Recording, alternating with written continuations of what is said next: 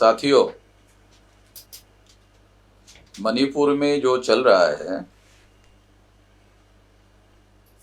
वो दरिंदगी की इंतहा है। कोई भी व्यक्ति जो इस सभ्य समाज में रहना चाहता है बिल्कुल भी इस बात को बर्दाश्त नहीं कर सकता और किसी को भी ये बात बर्दाश्त नहीं करनी चाहिए।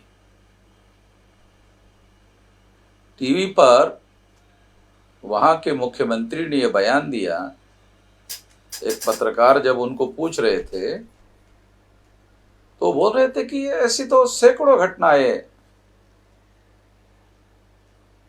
मणिपुर में हो रही और यानी मुख्यमंत्री को निर्लज्जता की हद हो गई। मुख्यमंत्री एक संवैधानिक पद पर बैठा हुआ व्यक्ति है, वो कानून और संविधान की शपथ लेकर मुख्यमंत्री बनता है और उसकी जिम्मेदारी होती है उसके सरकार के यंत्रणा में काम करने वाले पुलिस वालों ने आदिवासी महिलाओं का ये कहना है जिनको निर्वस्त्र घुमाया गया, जिन पर अन्याय और अत्याचार किया गया, उनका बयान है कि ये सरकार के लोगों ने और पुलिस वालों ने उनको हिंसा करने वालों को हैंडओवर किया। ये तो हैरान करने वाली बात है। और अगर ऐसा है तो अगर मुख्यमंत्री को बर्खास्त कर दिया जाए और उनको हिंसक भीड़ के पास उसको हैंडओवर कर दिया जाए तो क्या वहां के मुख्यमंत्री ऐसा अनुभव लेना चाहेंगे? ऐसा अनुभव करना चाहेंगे? तभी उनको एहसास होगा, रियलाइजेशन होगा। हद हो गई, हैरान करने वाली बात है। इस तरह का बयान की सैकड़ों घटनाएं मणिपुर में हो रही है, सैकड़ों घटनाएं मणिपुर में हो रही है। वहां इंटरनेट पर पाबंदी लगाई हुई है। दुनिया वालों को सैकड़ों घटनाएं हो रही है, मुख्यमंत्री कह रहे हैं, और वो घटनाएं सारे दुनिया वालों को मालूम ना हो इसकी खबरदारी सेंट्रल गवर्नमेंट ले रही है, क्योंकि सेंट्रल गवर्नमेंट के पास इंटरनेट के पावर है। इंटरनेट सेंट्रल गवर्नमेंट बंद कर रही है। यानी सेंट्रल गवर्नमेंट को मालूम है, हमारे पास जो सूचनाएं उपलब्ध है उसके अनुसार सेंट्रल गवर्नमेंट को भी मालूम है, जानकारी है सेंट्रल गवर्नमेंट के पास में। मगर सेंट्रल गवर्नमेंट ने किसी प्रकार के कार्रवाई का आदेश राज्य सरकार को दिया, ऐसा कोई सबूत उपलब्ध नहीं है। इसलिए सेंट्रल गवर्नमेंट के इनएक्शन की वजह से, यानी किसी प्रकार की एक्शन ना करने की वजह से ये सारा मामला इतना गंभीर हुआ है, ऐसे कहा जा सकता है। इसलिए मैं ऐसा मानता हूं कि जिस तरह की व्यवस्था, जिस तरह का हंगामा और जिस तरह की घटना घटित हुई, उससे वहां की कानून और व्यवस्था की स्थिति पूर्णतः फेल हो गई है। गवर्नर का खुद बयान है, गवर्नर ने जो बयान दिया उससे उस पर भी मैं बहुत हैरान हूं। गवर्नर को उस सरकार को बर्खास्त करने के लिए सेंट्रल गवर्नमेंट को रिपोर्ट भेजना चाहिए। गवर्नर ने यह काम किया ऐसी कोई खबर नहीं है। और अगर मान लो गवर्नर ने इस तरह का रिपोर्ट भेजा सेंट्रल गवर्नमेंट को, तो सेंट्रल गवर्नमेंट उस सरकार को बर्खास्त क्यों नहीं कर रही है?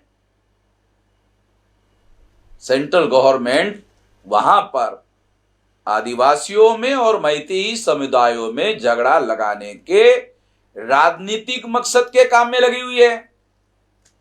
नॉर्थ ईस्ट रीजन में भारतीय जनता पार्टी को फैलाने के लिए इस तरह की नीच घटनाओं का इस्तेमाल करने के लिए वो कोशिश कर रही हैं। इन घटनाओं से तो यही प्रूव हो रहा है।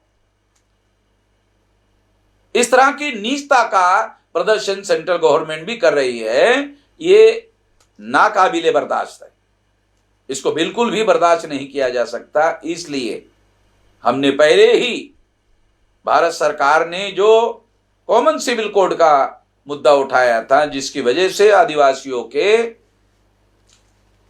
जो कस्टमरी लॉज है वो खत्म होते हैं, उसके विरोध में भारत बंद का हमने ऐलान किया था।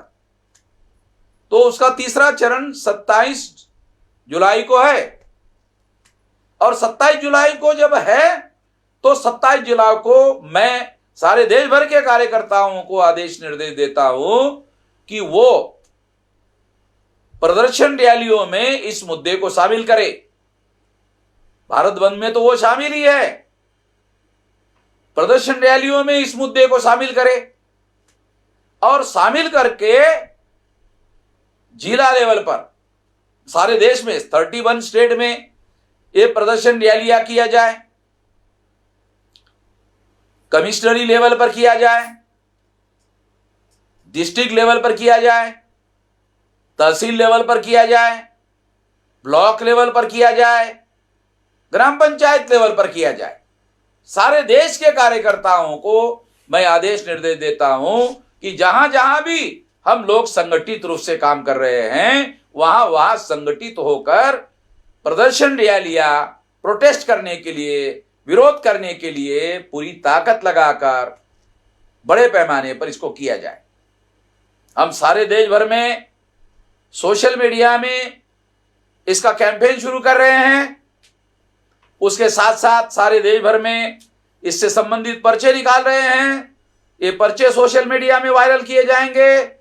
इसके अलावा वॉल पोस्टरिंग सारे देश भर में किया जाएगा। इसके अलावा सारे देश भर में वॉल पेंटिंग किया जाएगा। सारे देश भर के लोगों को इसके लिए पब्लिसिटी करने के लिए भी आदेश और निर्देश दिया जाता है, और पूरी ताकत लगाकर ऐसे किया जाए। मैं ऐसे मानता हूं ज्यादा से ज्यादा लोगों तक ये आवाज पहुंचे, इसलिए पब्लिसिटी पर भी विशेष ध्यान देना होगा, क्योंकि ज्यादा लोगों तक आवाज पहुंचे, ज्यादा लोग प्रोटेस्ट में शामिल हो।